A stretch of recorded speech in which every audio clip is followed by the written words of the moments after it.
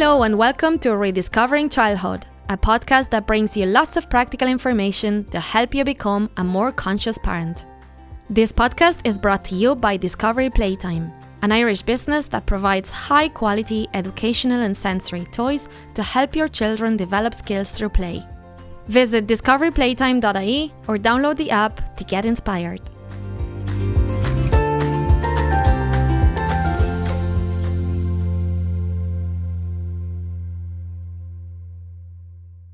Hello and welcome to a new episode of Rediscovering Childhood. We're back here, myself and Shannon. Hello. Hi Shannon, how are you? I'm good, thank you. How are you? I'm not great because I hit my head with the microphone and it hurts. Oh my God, that's how the hairs get on them. I've just realised that there now because I was like, how's people's hairs getting on them? It's obviously people clocking their head off it. Oh, makes total sense. Oh, whoever comes in here after Mr. Soft. they're going to get hair on the disgusted because it's going to be tickling their nose. Oh, the saga continues. The saga continues. Anyway, today I'd like to talk about children. Ooh, that's a good one. And some issues we've recently come across, and you have come across this as well, to do with their behaviour. Mm-hmm. What are the issues that we think like they could be more relevant that they struggle with? Yeah, I think the biggest thing is the behaviour management. Air quotation right now. We do a lot of air quotation. In the last few, we really do seem to be air quoting a lot. Because I think while we're struggling with our children, say like behaviours or how their reactions are going and trying to get what we want out of them at a certain time, we get really overwhelmed because we're like, they're not doing what I want them to do. How do I get them to do what I want to do? And it's very common to be like, okay, my behaviour management strategy is Rewards. I'm going to ignore you because you're annoying me. But that person sitting on the chair over there, you go, girl. You're doing great. But then there's no set expectations. So the children don't know what you want from them. They don't know what you don't want from them. They don't know what your expectations are on. Is it, I just need to sit in the chair really quietly and then you're going to appreciate me? Or do you want me to participate? Do you want me to ask questions? Do you want me to help you? What do you want from me? So I think the biggest thing is setting expectations with the child as well, whether it's at home or in school as well, to just even take 5 minutes, sit down. If they're really young, maybe do it through like a play scenario of having puppets or little role play doll figures and act out what you want from them. Of maybe if the child interrupts the mom when they're doing something really important, to kind of role play that scene and be like, no, we can't do that right now. But in a few minutes, like we have on our chart, like we mentioned before, the routine chart, after dinner, we're going to go and we're going to have some time together and we can do it then. Yeah, I think role play and books, reading books is a great way to help children get more familiar with either already familiar situations that they've been through and they don't know how to deal with it, or new situations to create realistic expectations, like going to a new place, starting new school, new teacher, new activities, new routines. So just doing through play to anticipate what's going to happen so they know what to expect and how to deal with it and how to be part of it. I think it's just key, and that's why play is so important. And again, it's not play, it's about the experience, having that experience where they can relax and have a conversation with you, it could be through painting, could be painting a picture, and then just by being so calm and relaxed and in a nice and comfort zone, they can start sharing their worries and questions and anything. Yeah. And I think when you're doing something as well, it kind of takes the really like the anxiety behind it away. Because if you're looking at someone straight away and they're like, this is what I want from you, what do you think is a good idea? And you're like, I don't know what a good idea is. And you're nearly afraid to say something in case it's the wrong thing. Whereas if you're in a play scenario, if you're painting, if you're drawing, if you're colouring, if you're going for a walk, you're distracted by other things. So you don't have that intensity of they're expecting me to do all the right things right now. And kind of having that space, that openly chat to, that if your child says something that maybe isn't something you want, or if they say something, what do we not want them to do? But it's like even those shows on the telly where they don't see each other, like they Love is Blind, and they don't see each other, and it's so much easier to communicate because it takes the pressure away. It's just like talking to the wall. Yeah. You know, you don't have the non-verbal communication. You can't see it. Yeah. So you really focus about what you are saying and how you get that message out, instead of focusing on how the other person is going to react or the other person's reaction. Yes. You know, you're like, oh, does he like what I'm saying? It doesn't matter. You can't see that. Yeah. So by doing it through play, it really, really helps our puppet, talking to the puppet instead of to me. How was your day? Oh, it was great. Oh, and then the puppet bumps into a wall and then the child laughs and it's, oh, that happened to me as well. And then from that, they can create that conversation. How can we help the puppet to stop bumping into walls? Yeah. And then they find a solution that works for the child, but they find it for the puppet, which is part of a story and it's fun. So then they can apply that and transfer that onto their own real life. And I was actually reading something the other day, and it was talking about how it was a couple, and she was like, we actually had to start writing each other notes, because she was like, what he was saying and what his face was portraying to me were two completely different things. Wow. So she was like, he was obviously being like, yes, I can do all of these things for you, but obviously his face was not positive whatsoever. He could have been tired, but it was like his body reaction was giving off a negative thing. So she was focusing more on the negative reaction as opposed to the words that he was saying. So they had to do it in a different way, that it was, you had to take it at face value of whatever he said, instead of reading all of the many other ways that you can communicate, like that non-verbal communication, the body language and all the other bits as well. I bought a diary, a journal, and then it's between myself and my daughter, and we have a journal. So every day or every few days, whenever we have something to say, we'll write something and leave it in each other's bed. Okay. So then the other, like, say if she has something to say to me, especially if something that she thinks I'll get angry about, she'll write it down. And we only have two rules. The first one is we can't tell anybody what's written there. And the other one is we can't get mad or angry about anything that's written in the book on the diary. So like, she'll write something and leave it on my bed, and then I'll reply and leave it on her bed. And it's a way of communicating things that could be a bit awkward or difficult or challenging to say face to face. Yeah. And it's amazing. And do you find brilliant. You're more open and she's also more open with you then from that? Yeah, it comes, some pages are blank so you can write anything you want, and some others are with prompts so we can get to know each other in a way that we wouldn't. Like, what was your first job for me? Yeah. So she'll be like, oh, did you work in a shoe shop? No way. You know, and then it's just like, wow, I get to know my mom before she became a mom, and it's just like, it's brilliant. Yeah, the life before she existed kind of thing. I existed. So. No, stop, you don't have to. Ray told me I had to move away from the microphone. And no, so I have to really be conscious of it. I said we're really loud when we laugh, so we'll just move back a bit. But now she's nearly going to the next room to laugh there. I really apologise if you're listening on earphones. So I also think we use rewards as a plaster, because they don't treat the cause of the problem. They cover the outcome, which is the action. Because any behavior, so a behavior is the action that we see, but that action doesn't happen for no reason.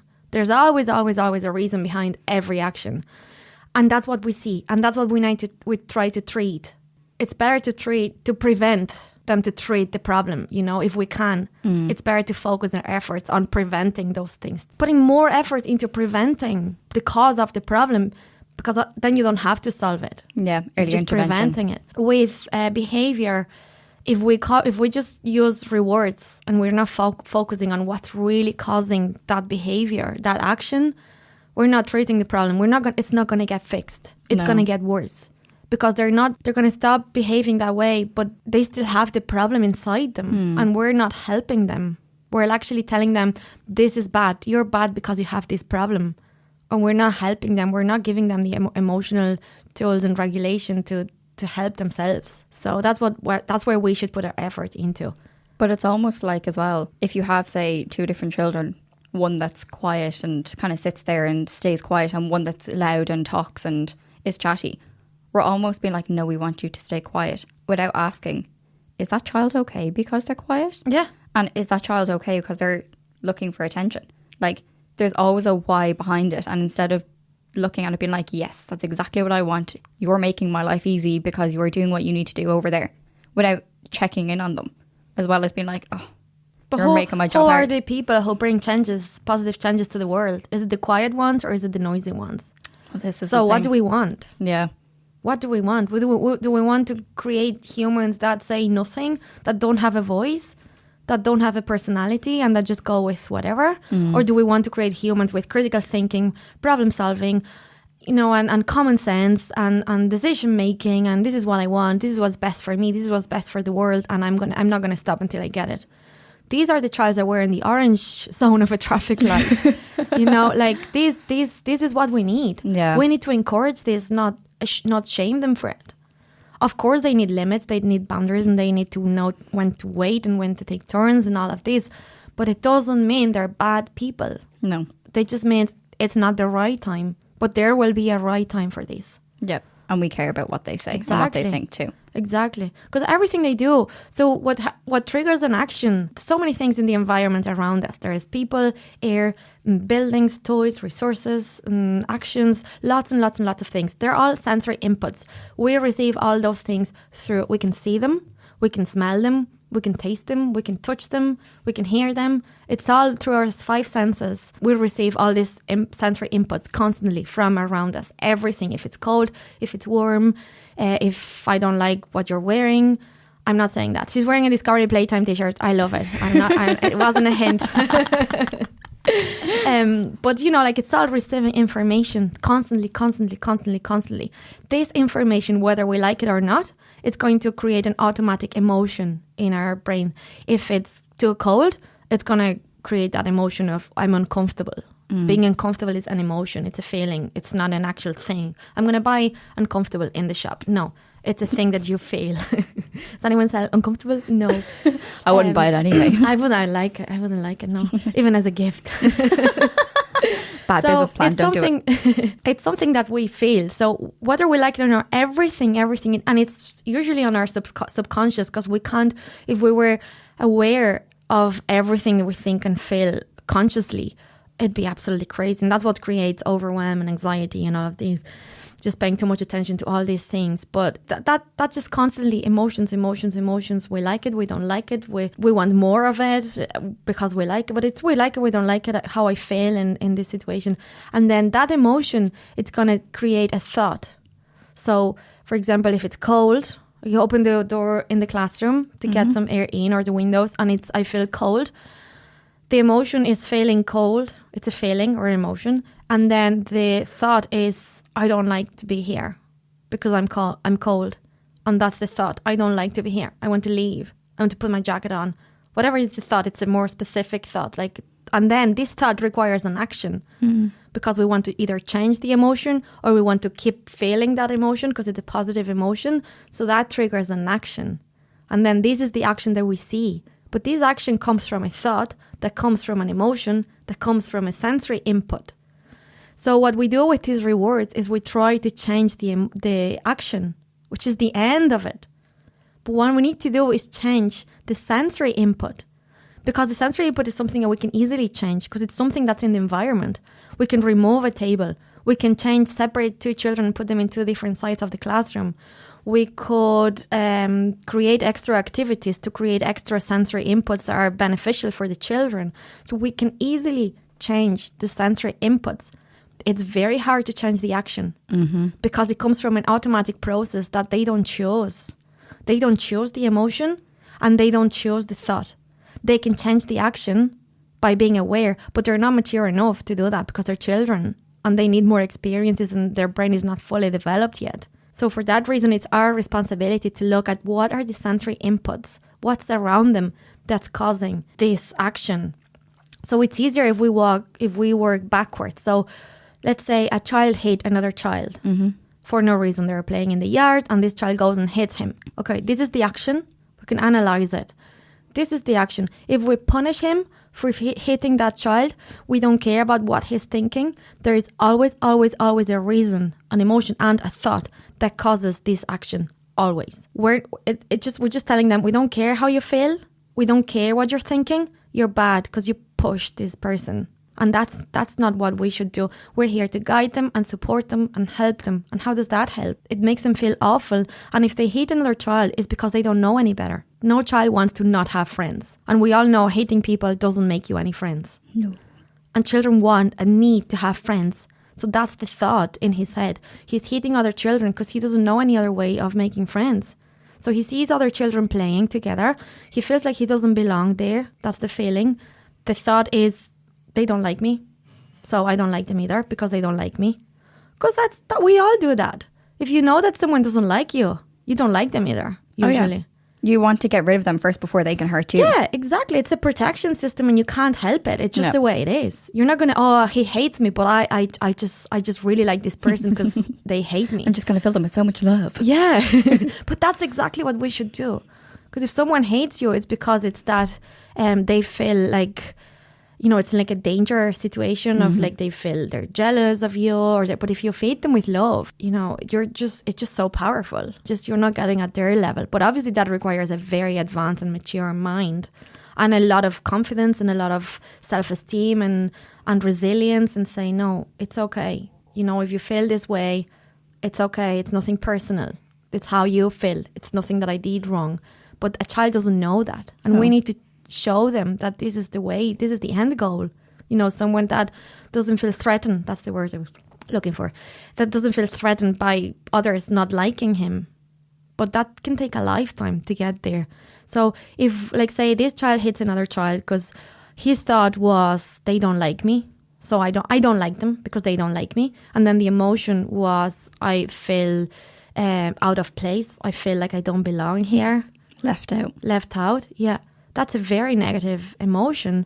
And then the sensory input is playing in the yard where everybody's playing together and they're not including that child. So what can we do? Maybe we could get some props to play outdoors where like hula hoops and encourage them to do more team building games and come up with some team building game ideas to help them or give him a responsibility. This child that's left out, okay, you bring these toys outside today to the yard, so give them to your friends and, has a responsibility and everybody is like, oh, he brought these toys to us. So it just creates that connection as well between him and the other children. And then slowly, but if we do the opposite and then he's hit someone, he put him in the orange zone and everybody can see how bad he is, who's going to want to play with this child? They'll probably take him out of the yard as well and stop his yard time for a while. Absolutely. But not just that, also, if he was looking for attention because he can't make friends and he is looking for attention with a negative, more challenging behaviour, he is getting that attention in a negative way, but he's getting it. So what's he going to do? He's going to do more of it. He's going to keep repeating that pattern because he is getting the attention. So is that our job? I don't think so. It's sometimes when you put it that way, no. But sometimes it's like the easier way is just being like, no, we're going to remove him from this situation. We don't have to deal with that. Yeah. And it is so much more work to look at it that 100%. Way, to analyse it. But in the long run, you're making your life easier. Yeah, but it's just about being aware. Like it's creating, as a teacher, as a parent, I've done that. I've say this is not right and you have to stay, here, calm down and think about it for a few minutes. And because I didn't know any better. But now I know, I've seen it, I've experienced, and I can see that doesn't help. It doesn't help them. It doesn't help the friends. It doesn't help the classroom environment. It doesn't help anybody.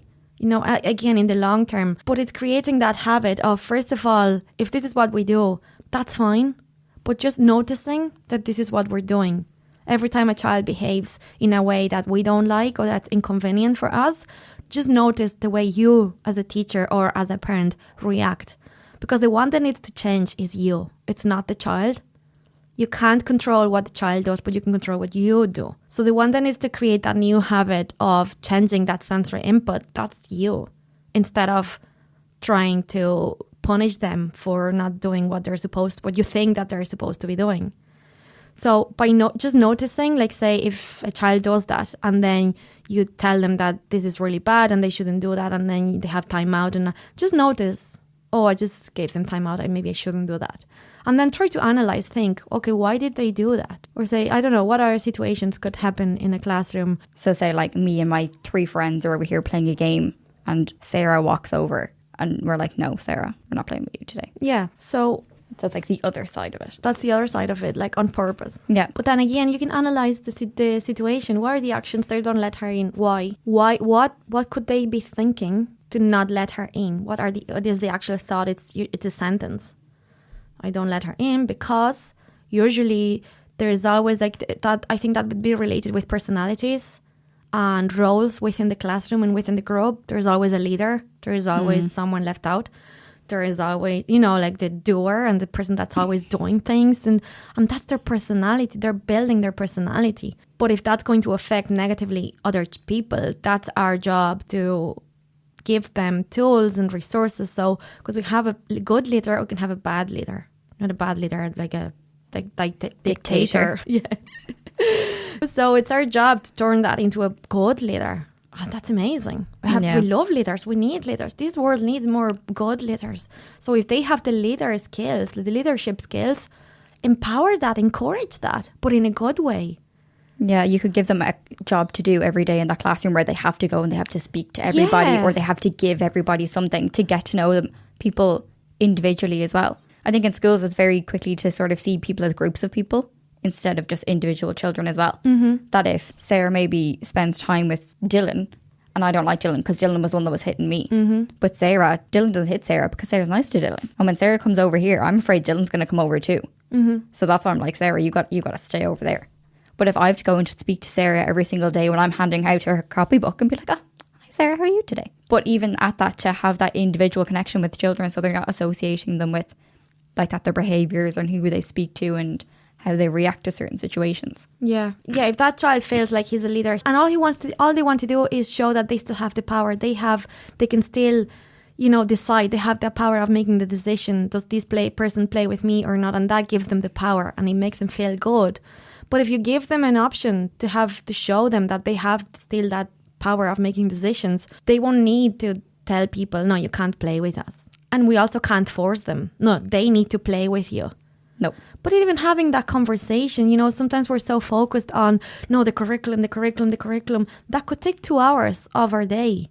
And it's such an incredible, powerful learning, just to have that circle time. Call it circle time. It could be any shape. You could sit in squares if you want. It's okay. Or a starship. Oh, starship? Wow. A starship. A starship. As in, like, each person has to stand like a star, or we're all going to make the star. YMCA. So just give them that opportunity to share how they feel in the classroom, what they need more of. If that person, maybe if there is a committee, like a student council, maybe that person could join the student council. You could suggest that and come up with things to do and have that responsibility. And they need this other person to join them because they have great ideas. Find what's good about this person that's being left out and show them how good they are at that. So they'll want to include her because, it's just about finding those ways of using their personalities and their strengths, but turning it into a positive, just create that positive vibe and a positive way and environment in the classroom. It's possible. And I think even just speaking here, I've started to realise there's no such thing as a positive and a negative skill. It's how you use it. We all have these skills and our strengths and our abilities.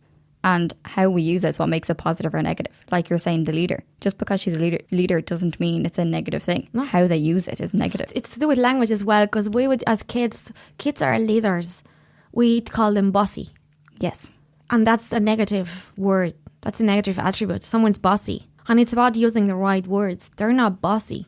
They're leaders. Yeah. That's what they are. And we need to encourage that. And we make them feel guilty for being bossy, for having ideas, for wanting to do things, for wanting to bring people together and create things. Instead of saying, no, that's amazing. Let's encourage that. Obviously, as parent, that's tough because your child's going to tell you how to do things and when to do things and they're going to be the boss. And, that is tough. I totally relate to that. So it's not fair on us. But we're here to help you, children. Just let me help you. But it's about empowering that and using the right words and realizing, again, noticing, my child is very bossy. No, they're not bossy. They have great leadership skills. They're confident. As a young person, they're confident. Again, it's like when I say I'm good at something, it's like, oh, they're so cocky. So, they get off the high horse. Is that? Yeah, get off the high horse. Someone told me that. I was like, what horse? Where's the horse? I see no horse. Why are you sitting on a horse? Oh, where's the horse? If you're good, you're good. And there's no better feeling than knowing what you're good at. Yeah, and I think it's the kind of like social aspect, stigmatism around it too, that if you're really confident, it scares people. So it's easier for them to be like, oh, look at her, she's so cocky. She's off doing all these things and saying all these things. Just being jealous, I think, a little bit. Which is jealousy is the worst negative feeling of the worst. The green-eyed monster. Yeah. It's because everybody has it. You're always going to have that jealousy. It's just how you react to that jealousy is the biggest feeling thing. Threatened. That's all it is. Yeah. And comparing yourself to other people. Instead of just being like, oh my God, they're amazing. Look at them. They're doing really great. Look at how happy she is now that she's doing all of these things. It's like, oh, but I'm not doing that. Yeah, it creates a lot of toxicity as well in the classroom, in any work environment, between teachers, between in any job environment, there's going to be some of it. Yeah, and I think the biggest thing is to sort of, instead of pitting yourself against other people, why can't we just be happy for them? Why can't we congratulate them? And even if we're jealous or if we want what they're having, why not just start a conversation with them? How did you get here? Can you teach me how to do that? Learn from each other, yeah. And that's why it's so important to focus on the positives, and all these behavior management systems focus on the negative. But if we start focusing on the positive, what can you bring into the classroom? You know, what can you do? What are your strengths? Show us what you do, where you went yesterday, how you felt. And that creates such a positive environment in the classroom where everybody will want to be better. Yeah. And I think this isolation does kind of come from, obviously, in our childhood, rediscovering childhood. But from our school aspect of, no, you have to sit there and you need to do this by yourself. You can't ask anybody else for help because that means they're answering your questions for you. And then as you grow up, then you come into this workplace and you're like, well, I don't know how to do this. Yeah. But I can't ask somebody because they're going to think that I'm asking them to do my job instead of, I'm just a little bit stuck right now and I need some help. And it's just your weakness and vulnerability. Yeah. Yeah. And you're almost afraid to admit that you don't know how to do something, even though that's completely okay. Yeah, and allow them to ask questions without feeling stupid. I always say that it's so important. Even with the business, I sometimes do things or join, like hire services and stuff to run things just because I'm afraid of asking questions. And they're going to know I don't know. And I'm going to feel stupid. So again, a good transfer to that would be the sensory input. So the action is to maybe I got a third-party HR company that's costing me a lot of money.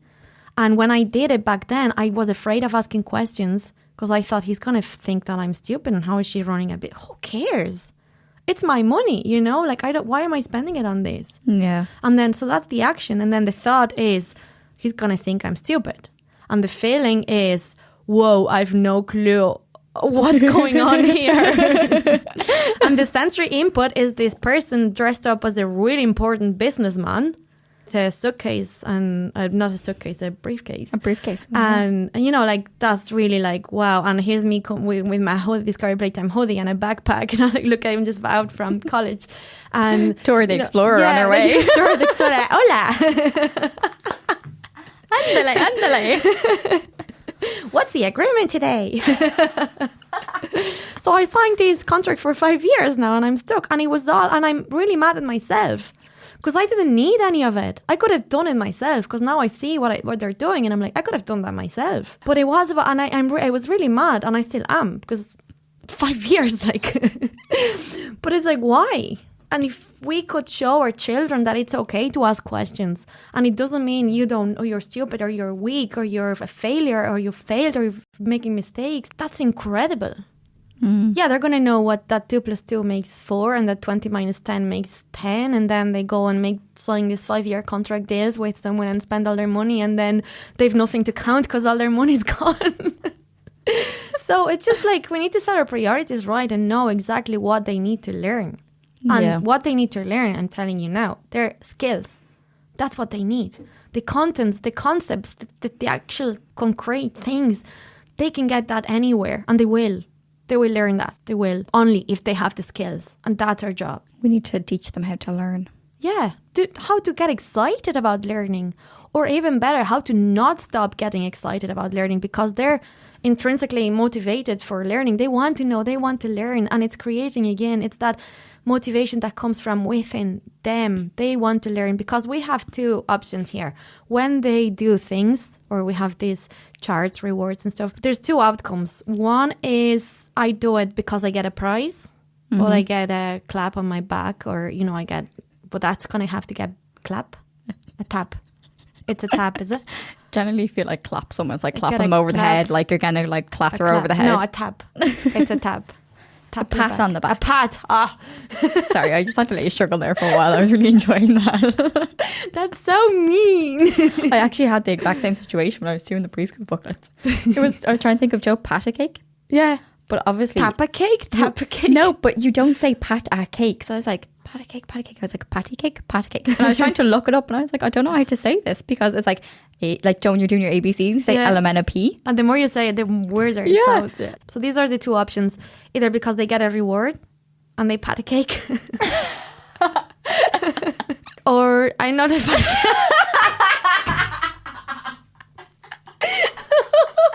someone bring me a cake, please.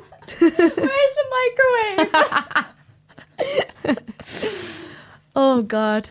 So yeah, or that they feel proud about themselves. So these are the two options. They're going to do something. There's two reasons why we would do something.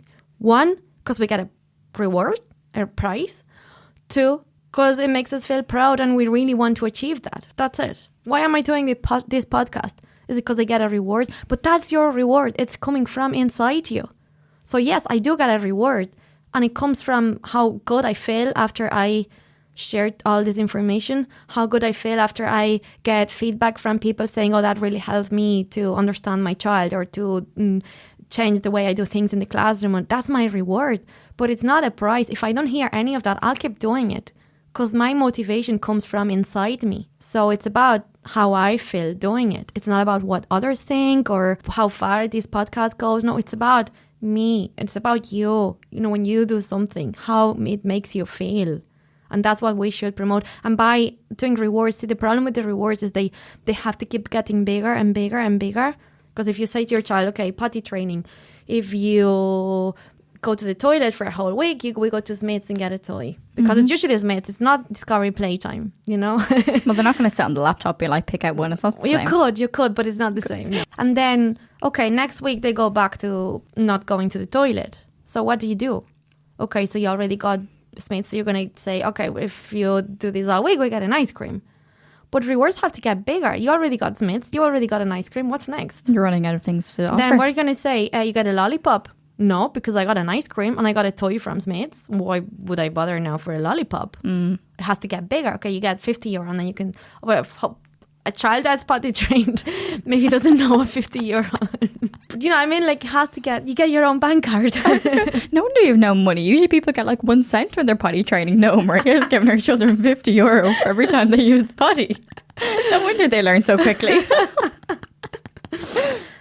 Yeah, so that's the problem, that rewards have to keep getting bigger and bigger and bigger. And the other biggest problem is if the rewards stop because you're not there, because they're older or because of whatever, they go back to scratch. And I'm not talking about potty now, but about behaving good as we expect them, or as being quiet, or, they're quiet. Because I heard someone the other day said, my kids went with my husband. He had to mind them and he had no choice but to take them to work.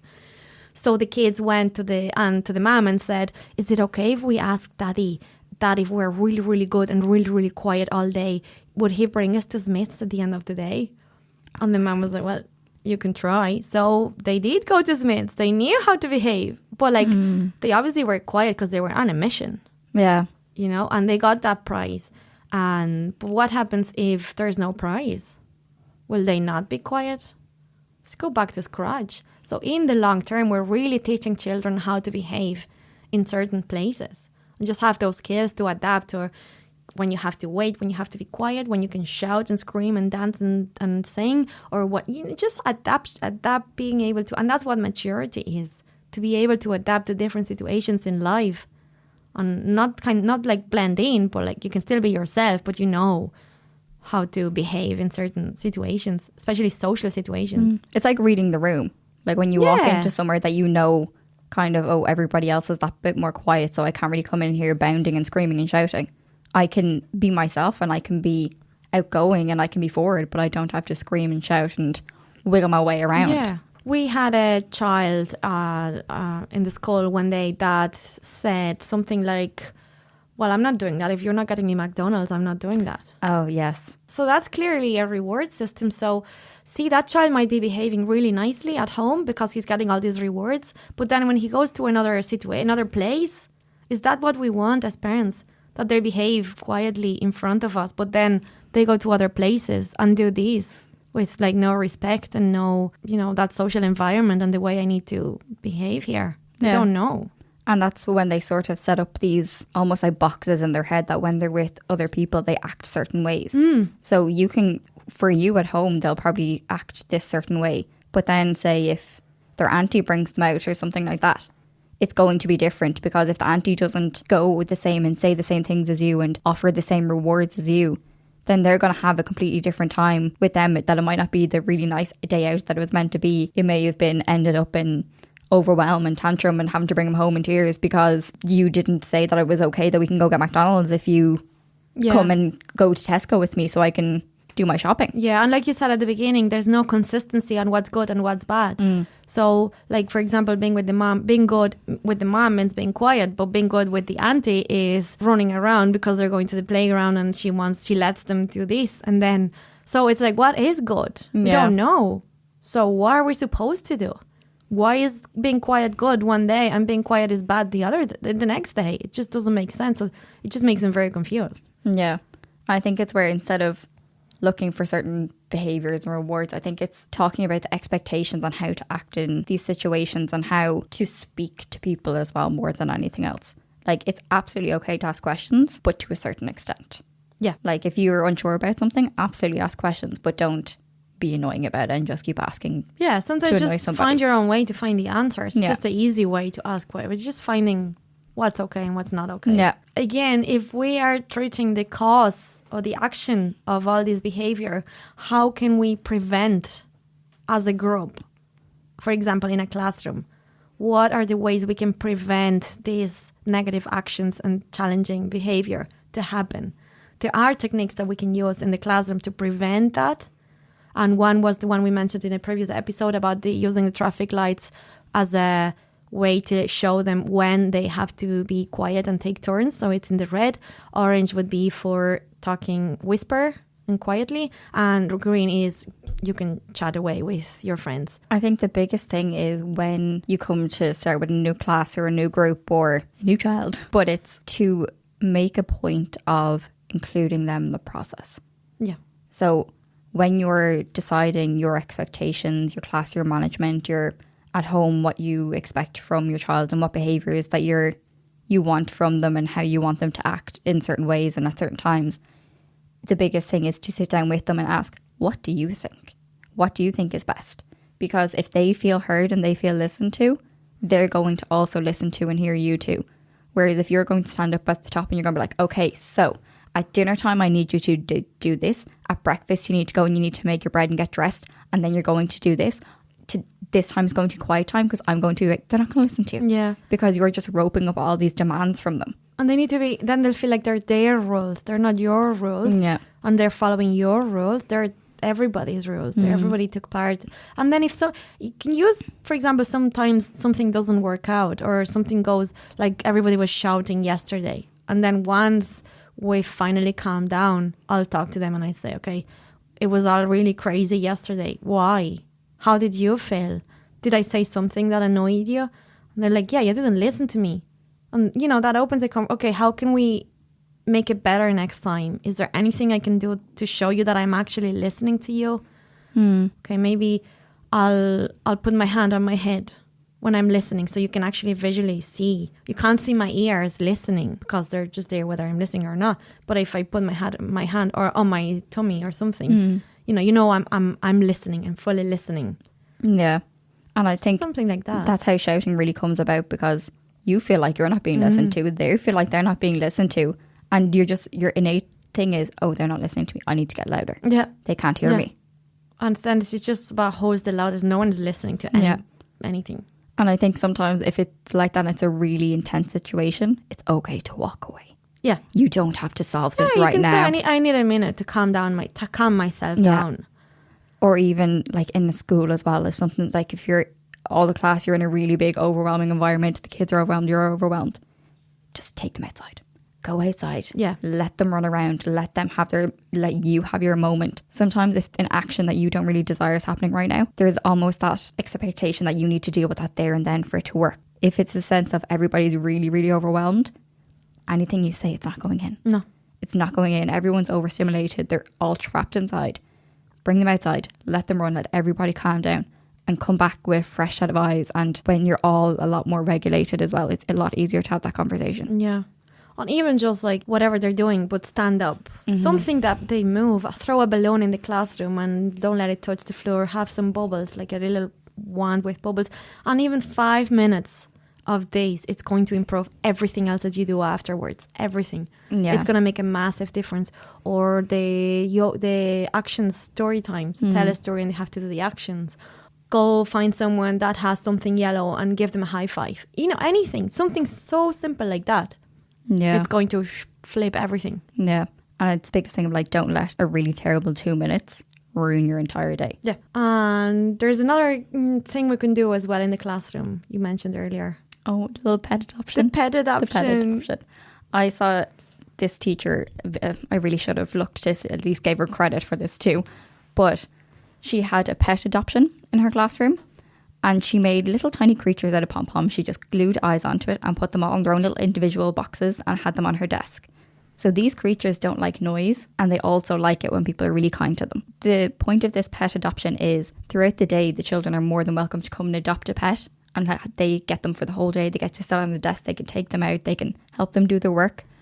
But once you have that pet there, you need to make sure that you're using your indoor voice and you have to be kind to it. And then if at any point throughout the day, say, the classroom gets really noisy, or if there's a situation where the pet isn't being respected, or it's after getting thrown on the floor, they're starting to mess with it, then the pet has to go back into its box and back into the adoption centre because the pet doesn't like being messed with or annoyed or anything like that, mistreated basically. So it has to go back into the pet adoption centre and you need to go and you need to earn that pet back. Wow. And I think it's something so simple, and it's also caring for other people and always having to think about somebody else as well, that it's not just this is what I want so I need to do this now. Yeah, that's really nice. I love that. And it doesn't have to be like a pet with eyes. It's something anything like that gives the child they responsibility. They could even make their own pets. Yeah, with clay or something and just have mind their own pets. Yeah, that's so cute. And you can make it a whole project. SPHE, your well-being, all of it's part of it. Having to care for somebody else, having to think about somebody else, and having to really look into the emotions and the well-being of what this person needs and what you need as well. Just before we end, I'd like to say that to just send a reminder that play takes practice. Play takes time. Knowing how to interact with others. Because play involves so much. It's not just about throwing a ball to someone else or making a sandcastle.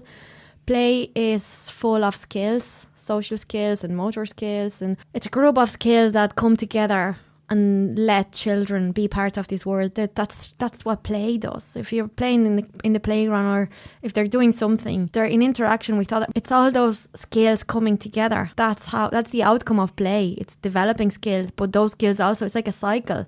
You play to develop skills and you use the skills to play. So the more they play, the better their skills will be, and the better the skills, then the better their play and their connections and their friendships. And so a child that can't make friends, so that's one of the consequences, one of the main consequences of the lack of play. It's not being able to make friends, for example, and no one wants that for their child. So it's just to remind that it does take practice. It doesn't happen overnight that suddenly my child's playing on his own for 2 hours. No. It takes a lot of practice. It's a big time investment, not money, time. It's time, and it's effort, but it's so worth it. Yeah, and think of it also as like a skill that you have to learn to. You have to show somebody how to do something before they can get the confidence to take the reins on their own and do it themselves. Great, Shannon, thank you so much, and we'll be back for more episodes soon. Thank you, see you soon. Bye.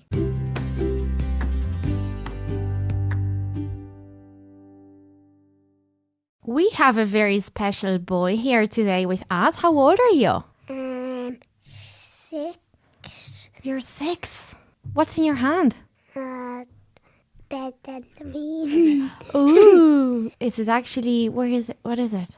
A tree, but I'm pretending it's a dead bean. I love that. Because trees can be anything. Anything can be anything, isn't it? You have great imagination. 4 eyes, yeah. Did you go to school today? Yeah. Yeah, what did you do? I did some stuff with the beaver. Oh, that sounds fun. Do you like doing that? Yeah. Yeah, what else do you like to do in school? I like to play with my friends on yard. What games do you play?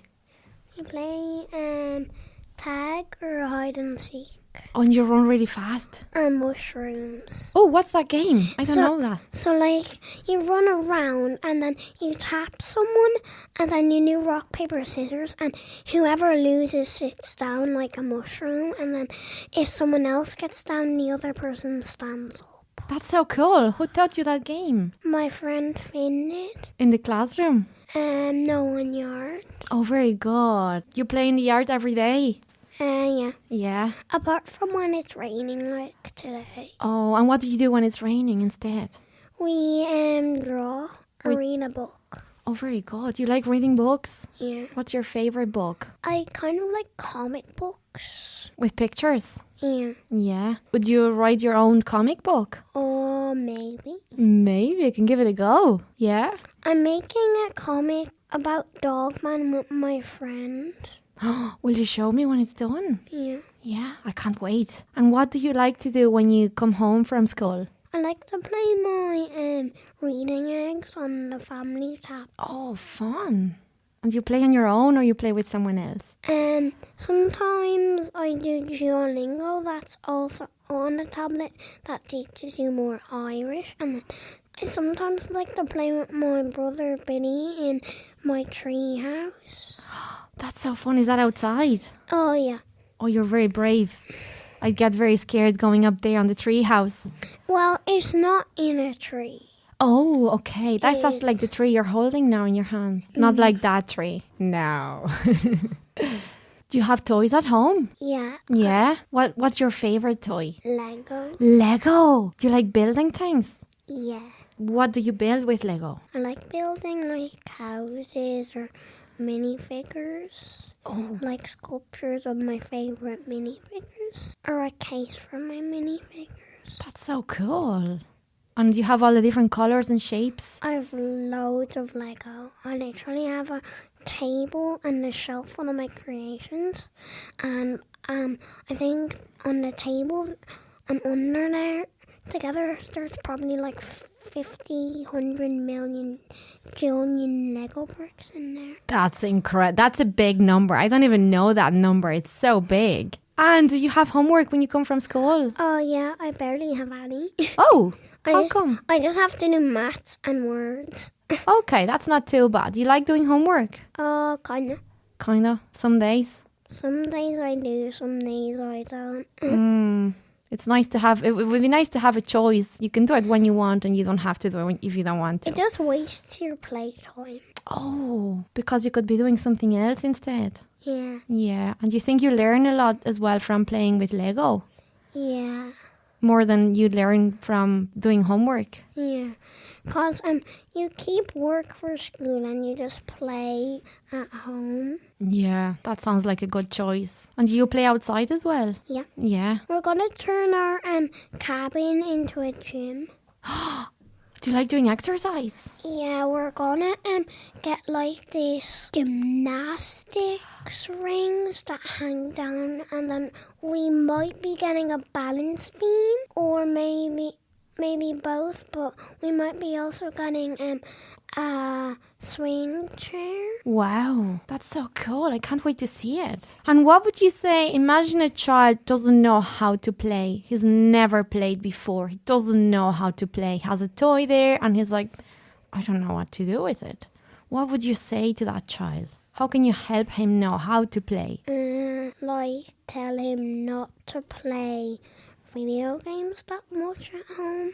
Does that help you actually play? Yeah. Yeah, have more imagination. Yeah. Because sitting inside doesn't give you a lot of energy. Like a few minutes of that would be fine, but like too much of it would make you like really bored. Yeah, I agree. Do you remember playing and doing things when you were small? Yeah. Yeah? What do you remember from being when you were younger? I kind of remember playing with like my treads and stuff, and I love my little cylinders. Oh, I love that. And what were you doing with them? I just love, for some reason, I like putting them in my mouth. Oh, really? Were they tasty? Kinda. Yeah. And you still remember that? Yeah. Yeah. These are the things we never forget. I think it was 1 or 2. Yeah, it was 2. 2, yeah. And I still have them. Oh, you'll keep them forever? Yeah. That's so nice. And are you reading a book these days? Yeah, I like reading Beano, Dog Man, and Captain Underpants and Cat Kid That's so funny. and Cat Kid Comic Club. Oh, I love that one as well. And do you read to yourself or do you read to someone else? I can read both, Yeah, but I mostly read in my head to myself. that's nice. It's very relaxing, isn't it? I also like I Spy books like Where's Wally? Oh, they're fun. Very good. I've one Where's Wally book. It's the last one, and it's really hard. Is it? So the bigger the number is of the books, there's 7 of them. The bigger the number, the harder the finding it gets. Oh, and do you just keep trying and really Yeah. get to find him or do you just give up? I just have 2 more pages to find Wally in. The Red War and the Nasty Beast. That's scary. Is it scary? Oh, not really. There's like this band of witches and vampires. Do you have any other toys at home do you like to play with? I like magnet tiles. Magnet tiles. What do you build with them? I like building houses and tree houses.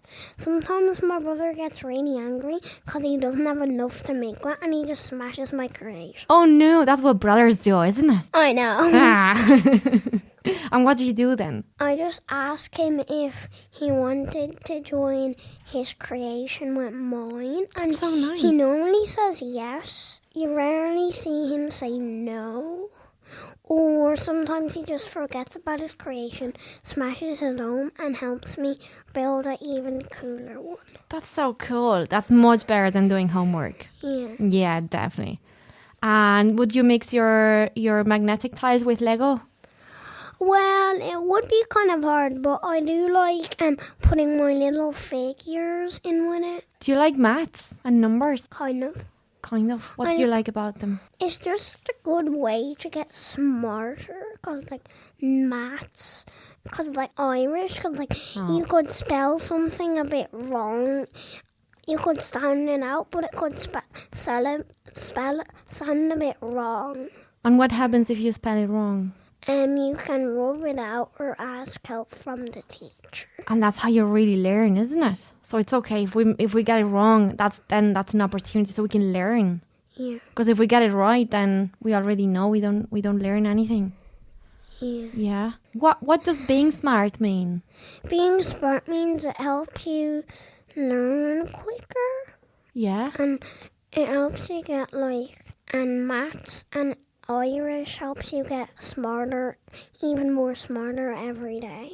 Okay. And why is it good to be smart? It's good to be smart, so it helps you learn a bit quicker. And so it's doing maths and playing. Playing helps us to be really smart, isn't it? The more we play, the smarter we are. Yeah. And then we can do more things. Yeah. That was great. Thank you so much for sharing all this amazing information. I loved chatting with you. And now it's time to go back and play. Thank you. Thanks so much. Bye-bye. Bye. Thank you for listening to this episode. If you'd like to share your own story on our podcast, please get in touch through our social media. Don't forget to like, share and follow so you'll never miss out on upcoming episodes. See you next time!